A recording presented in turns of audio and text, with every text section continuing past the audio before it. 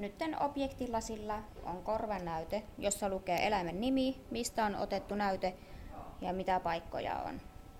Ensin värjäämme ne näillä nesteillä, että solut tulevat näytteeseen esille. Tässä on tärkeää laittaa poistopuhallin päälle, koska nämä ovat haitallisia kaasuja.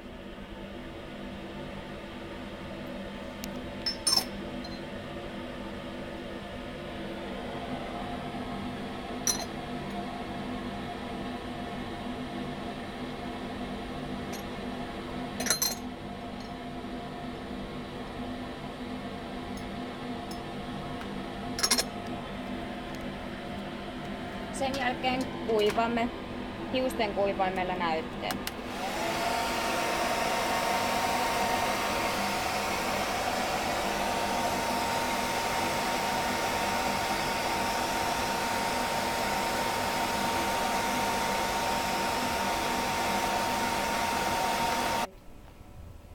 Kun kuivaus on tehty, valitaan oikea suurennos ja laitamme öljyä, millä tulee näyte esille.